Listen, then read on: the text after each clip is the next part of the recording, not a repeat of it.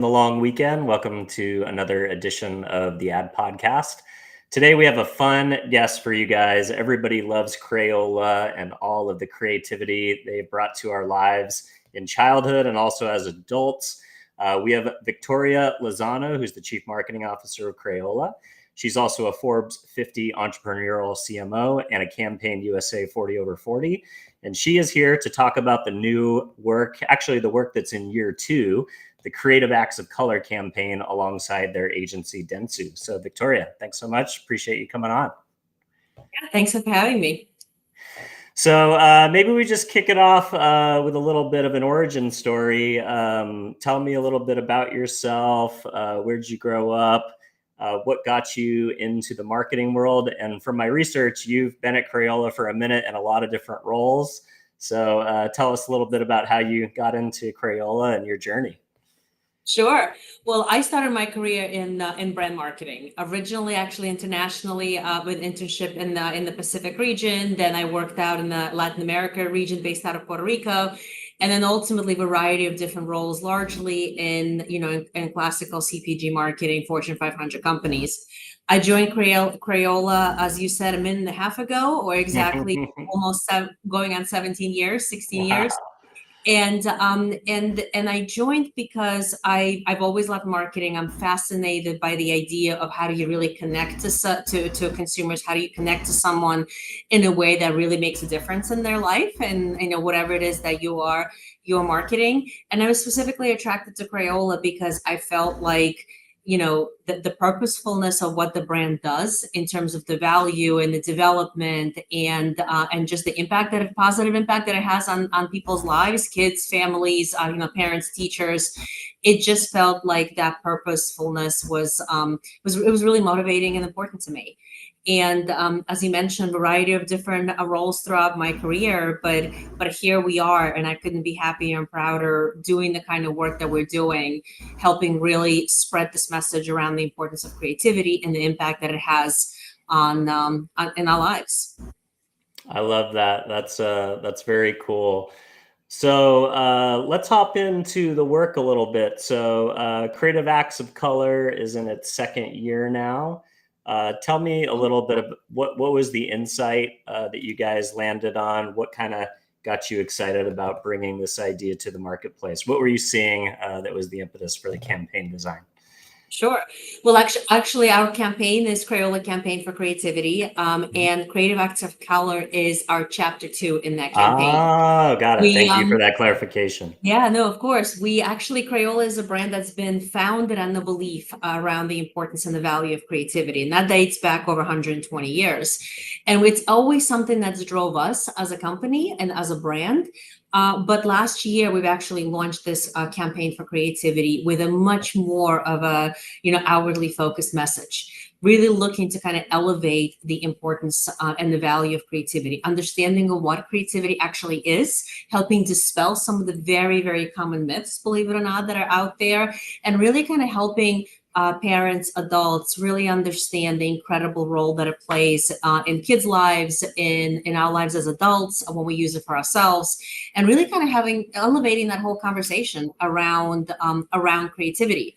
Our campaign last year was focused on what we call the art return, where Crayola happens to have an incredible collection of childhood artwork, and some of it dating back 40 years ago.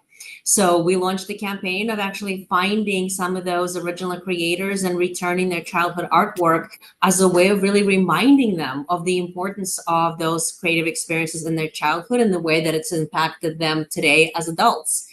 This Creative Acts of Color is chapter 2. And we're really celebrating the role that color plays in inspiring our creativity, and the way that creativity and how powerful creativity can be, and the way that it can impact us individually, as well as the world and at large. I love that. You mentioned myths. What are some of the myths around creativity that need to be busted? Well, there's actually quite a few.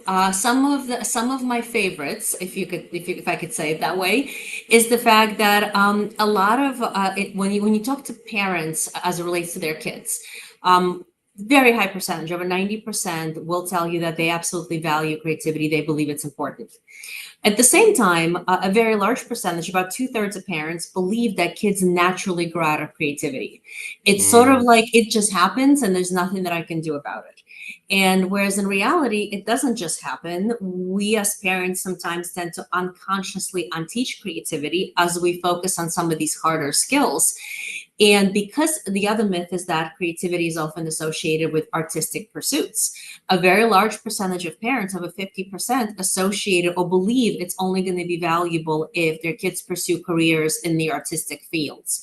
If they're going to go into fashion, if they're going to go into design, not realizing that creativity matters across any career. And it's really about the mhm. creative mindset that you develop. There is, a lot of parents don't know how to actually implement creativity or have these simple creative moments. And the most common barrier to doing that is they get too frustrated that the experience doesn't turn out the way that they envisioned. So all of these things put together are some of the really common myths as well as barriers for parents.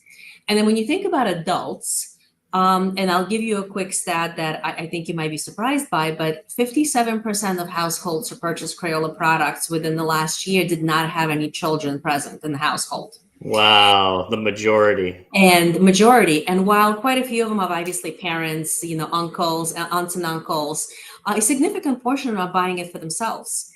And they're buying it through for the pure joy, the ability to recharge, rebalance through the joy of hands-on creativity. But there again, there's some common myths, such as the fact that again, it must be artistic. And by the way, as I age, it's okay for kids to have just this free time to just explore and create. But as an adult, there's becomes this judgment of if I do it, it has to be good enough. Or if I do it, there's so much in my life. If I'm putting time on this, I can't waste my time on these frivolous things. It must be productive. So what do I have to show for this time that I spend on these inspiration, creative activities, if my artwork is not good enough based on, a common standards? So some of those myths among adults as to the expectations for the productivity and the expectations around the quality of output are actually, really significant barriers in people just simply being able to enjoy and have simple creative moments. Again, whether it's for nurturing in their kids, whether it's using it as, for the joy of it for themselves. But those are the creative moments that really make a difference in our lives. And again, in a core part of our campaign for creativity and the message that we're trying to raise awareness of. Yeah, that's really cool. I know another trend that has become really big in recent times is this idea of adult coloring books. Hmm. It's kind of all over the place in Yes. so many different mediums. It's being given away as premiums at conferences and things Yeah. of that nature, like in a business context. So, how do you guys have any research, or have you guys studied the correlation between not just the act of doing creativity for the purpose of enhancing your skill or like getting better at creativity, but you mentioned joy, just the idea of using creativity or something as simple as an adult coloring book to just kind of mellow out and chill and relax, kind of the relaxing nature or the restorative nature of it. Be curious to your thoughts on that. Yeah, no, we've actually done a ton of research. We've done our own studies in partnership with the Ad Council Research Institute. We've also worked with Dr. Gerard Puccio, who heads up the Department of Applied Imagination in SUNY Buffalo, and he actually is a scholar of creativity who has founded a Department of Creativity and teaches creativity curriculum at both undergraduate and graduate levels. And in our partnership with him, what we found is that there's a tremendous amount of empirical research. Different researchers, different years, some of them are longitudinal in nature, that prove a couple of different things, a couple of facts about creativity. One is that creativity helps develop core workplace skills regardless of what career you choose. Back to this idea of artistry versus good for anything. But Hmm. also the fact that creativity supports well-being, emotional well-being, and fulfillment.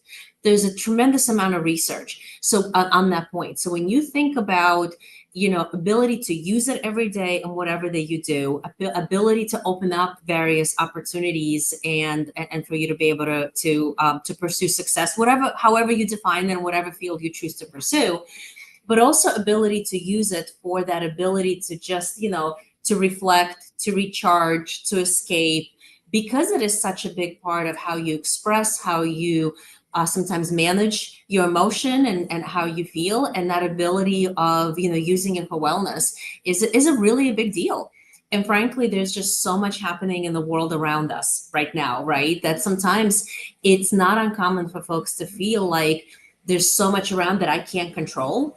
But what I can control is how I deal with it and how I take my mental break in order for me to be able to recharge, to bond with my child, to help my child learn some of this ways of thinking.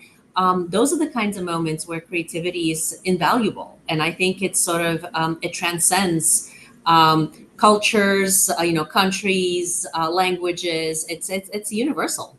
I love that. And, you talked about the idea of also people trying to kind of, that they maybe fall out of the idea of nurturing creativity when they no longer are pursuing a career in the arts or something that they think that requires artistic talent. We've all seen it. Like my brother and sister are really good artists, and when I try and draw, I'm really horrible at it. But is there there you an go, idea? judging yourself. I know, right? But Exhibit A. is there an idea of like, practicing or just expressing one's creativity through, at least just engaging in creative activities?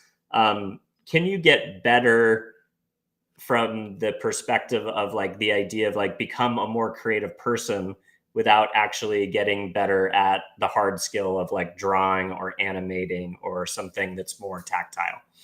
Does that make sense? It does, and then I think what your question pokes exactly this like tension point around creativity being defined as artistry.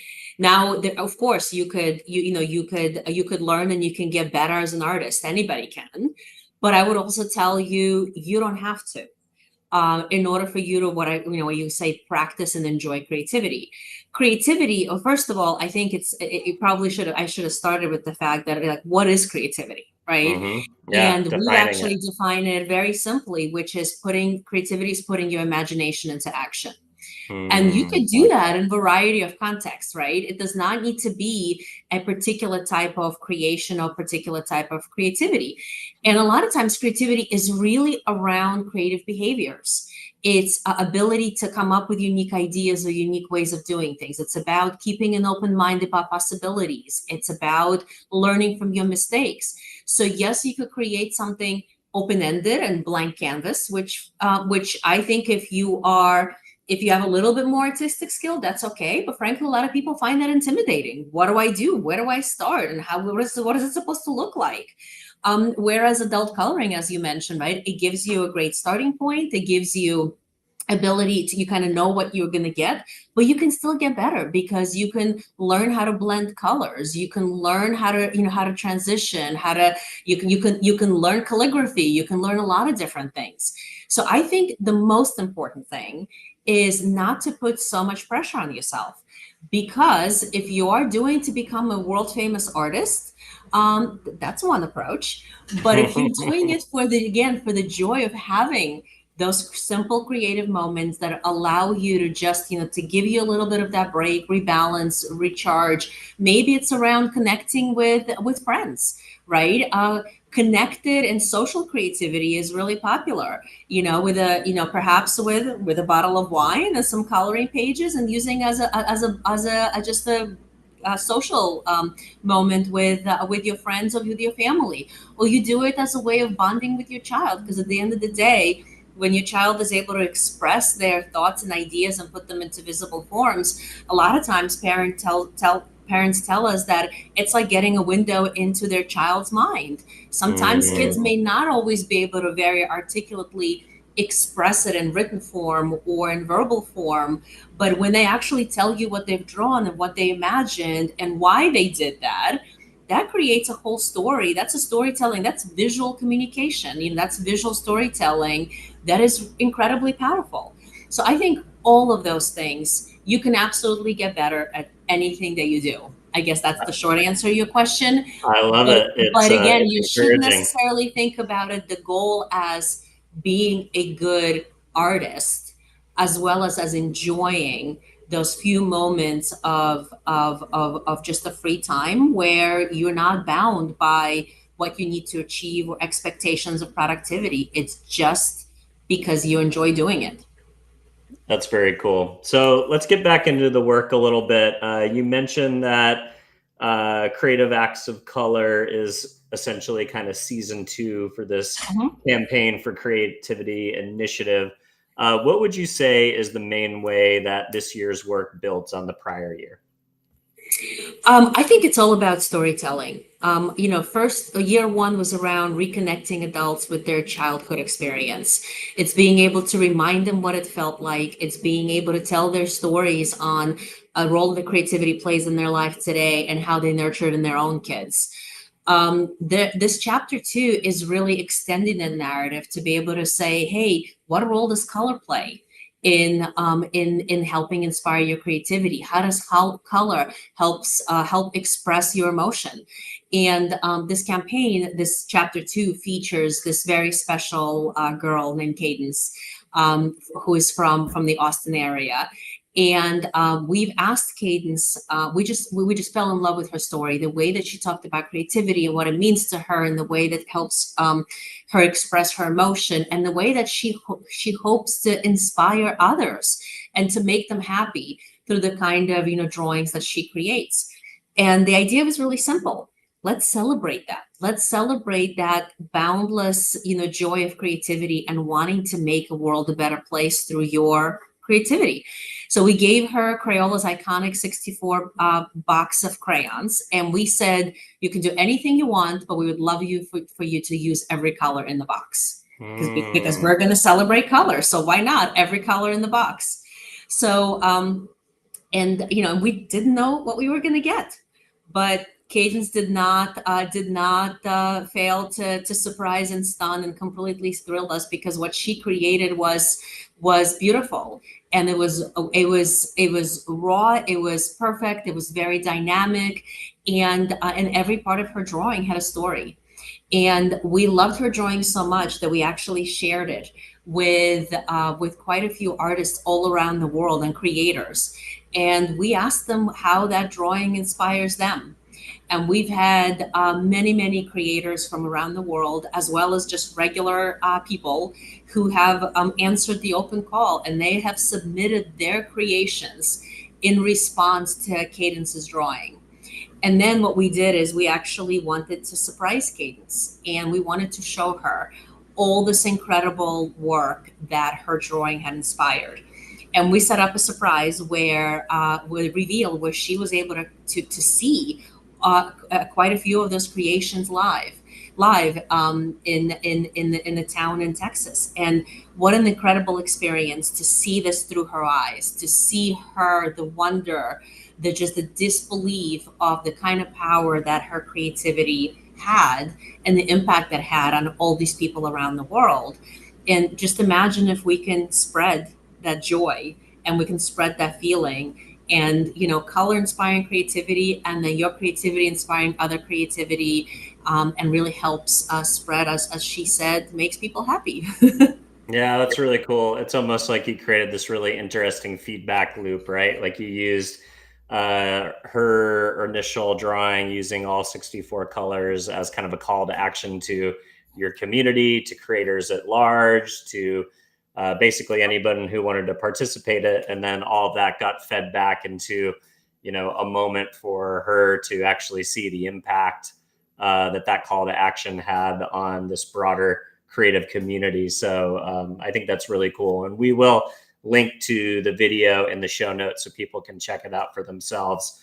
So I wanted to touch on something that you talked about, which is, emotion. So the campaign reframes color as more than just visual, it's emotional. From a marketer's perspective, how powerful is the shift in connecting with families and creators, talking about this kind of emotional dynamic of color? Well, I will tell you, whenever I go anywhere and people find out that I work for Crayola, a couple of things always happen the same. First is they smile, then they say, I love Crayola, and then they say something about color. And it could be either a combination of they tell me what their favorite color is, or they ask me what my favorite color is, or they tell me just how much they love all the different colors that Crayola makes. And there's just a spontaneous reaction to this idea of color and the way that color sort of represents you. A lot of times it's incredibly nostalgic. People do sometimes change their favorite colors over the course of their life, but they always remember when I was a kid, it was this, and now it's this, or I have multiples. And it's just it's nostalgic and incredibly personal and incredibly emotional. So when something that sparks that kind of emotion and that kind of a link, right? How could it not inspire your creativity? How could it not, help you express whatever it is that you're thinking and you're feeling? We did, of course, do research on this as well. And what we did find is that over 90% of people said that they used color to, that color has strong impact on their creativity. And about the same percentage of parents actually said that it affects the mood and the mental state of their kids. So Mm. this campaign was just really, was really expressing what we know people already believe, and capturing it in an emotional storytelling that we thought was just befitting of the Crayola brand and celebrating it that way. I love that. There was also an Ad Council Research Institute study that shows how parents already use color in daily life. You Mhm. talked about that a little bit, but it also shows up in, like, my son put on a green shirt this morning from a T-shirt we bought him in Santa Barbara when we were on vacation this weekend, and that's what he says is his favorite color, even though he's only 2 years old.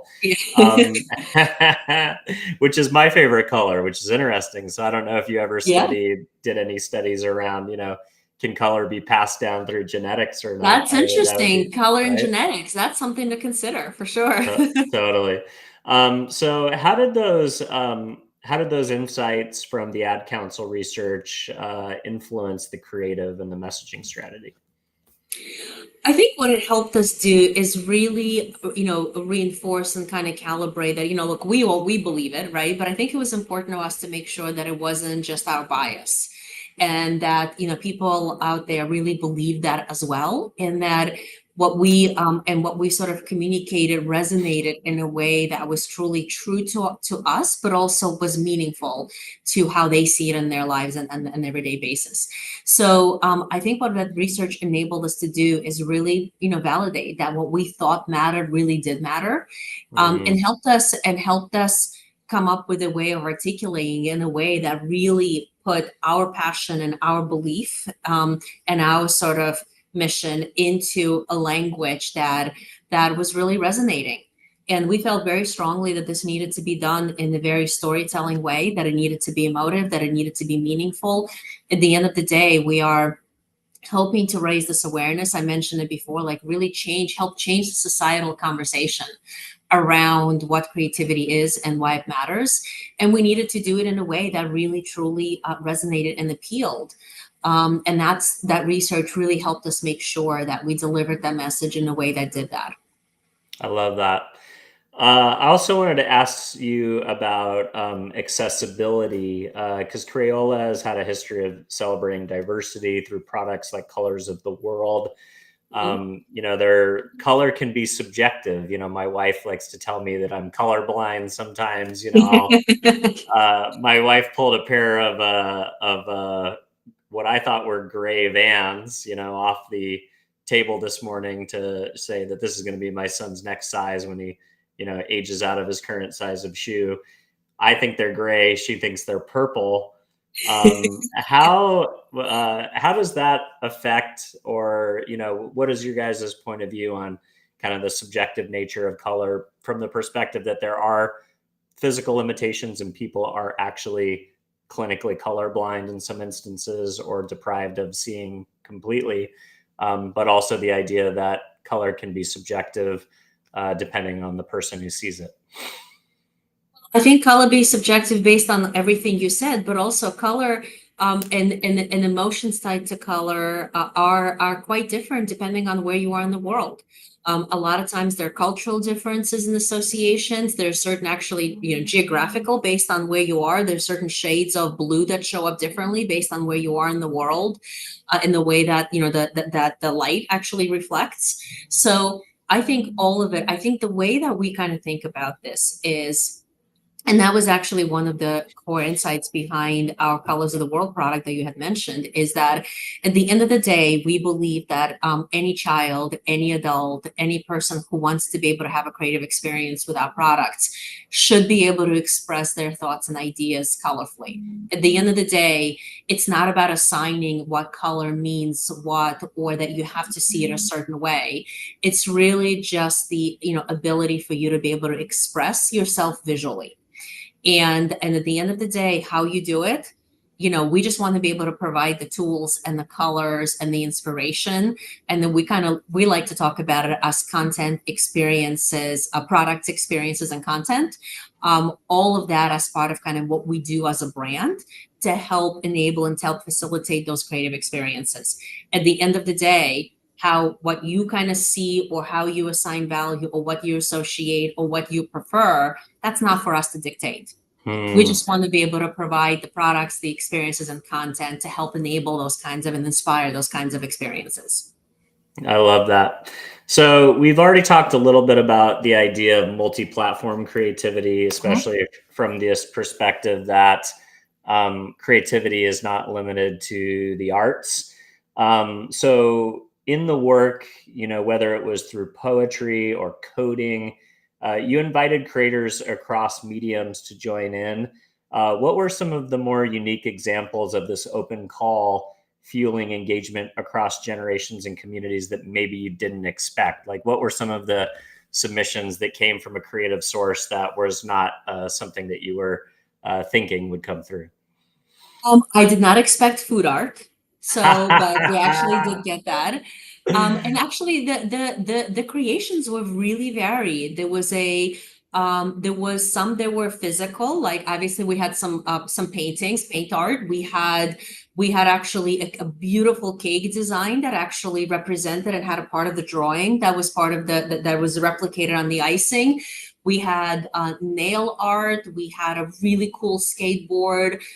We had abstract art. We had fabric art, we had dance, we had photo essays.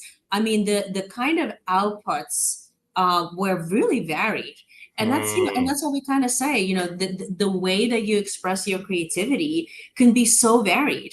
I think it's really just about what inspires you and what moves you. And that's what we saw in the submissions as well. And I think that was part of what I personally really loved seeing, is that this one drawing can inspire not only so many people and so many creators, but also so many different ways of expressing your creativity across completely different mediums and formats and forms.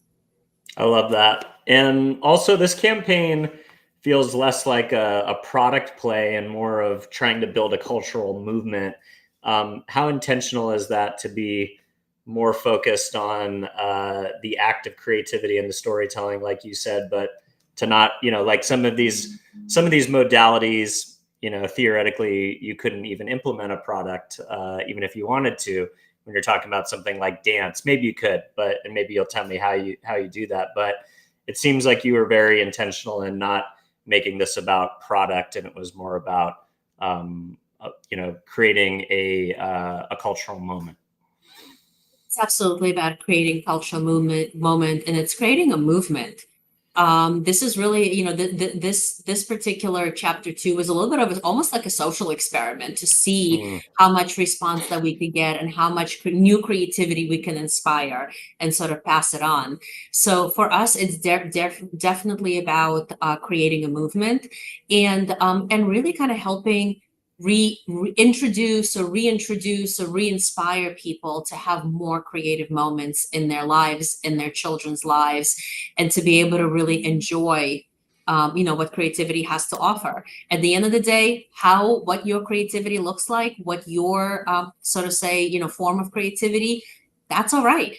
I think for us, it's really about having that broader societal conversation, as part of what Crayola does. And of course, we have a lot of other things that we do in the marketplace that focuses on supporting incredible product innovation, incredible experiences, the content that we create. But it's really part of that larger message around everyday creative moments that we think just make such an incredible difference in people's lives.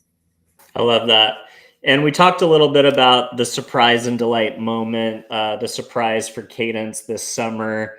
Um, was there any other kind of surprise and delight moments that you were able to build into the campaign, maybe with the creators? I suppose just being highlighted in the campaign at all was a great way to do surprise and delight at scale within your community. But any other kind of surprise and delight moments stand out from the campaign?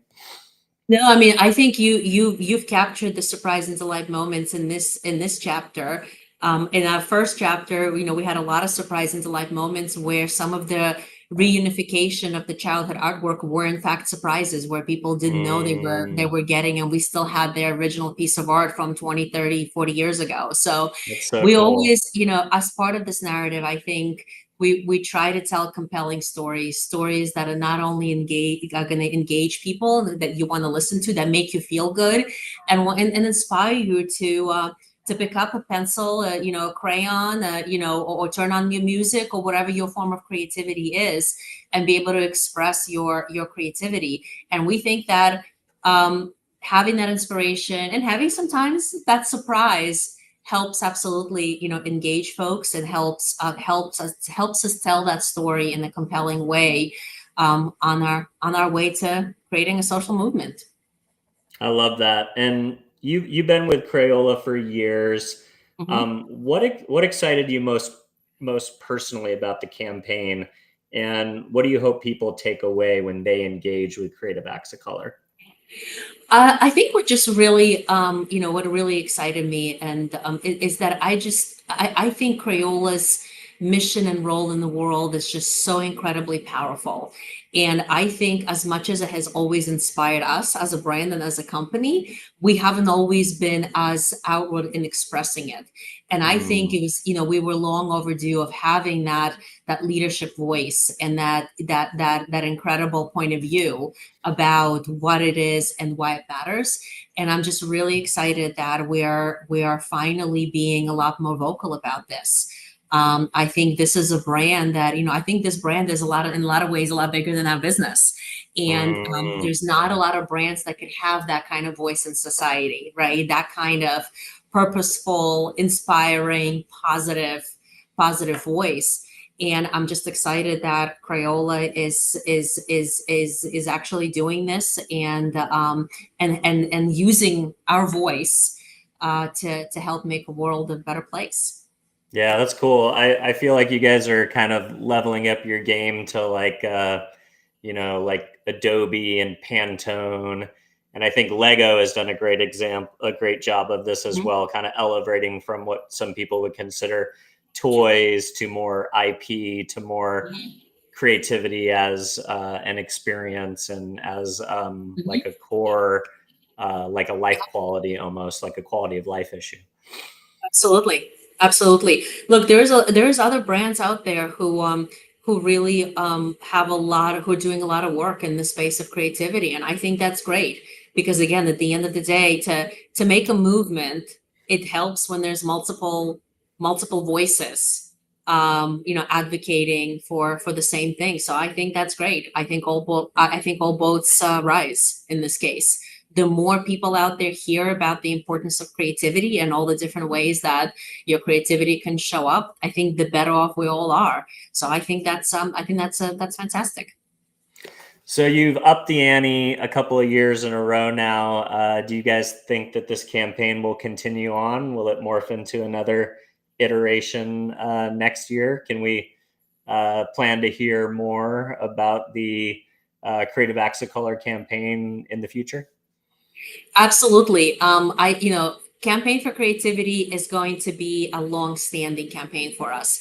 Like, why would Crayola not talk about this, right? So I think there's going to be different chapters, and the narrative is going to continue to evolve because there are different ways of telling the story, and sometimes it might, it may be based on something, historic Crayola, like our chapter 1, or maybe based on what's happening in the world around us at any given time.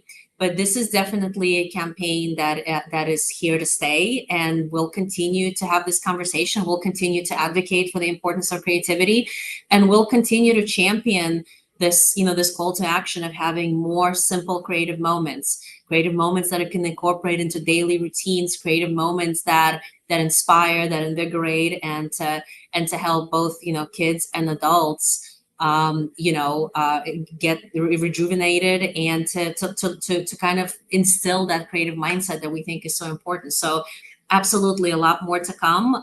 Don't know yet what the next chapter is going to be, is going to look like exactly. We're certainly not yet quite ready to talk about it, but you will absolutely, maybe a year from now we can reconvene and I'll tell you more about it. I'd love that. I'd love that.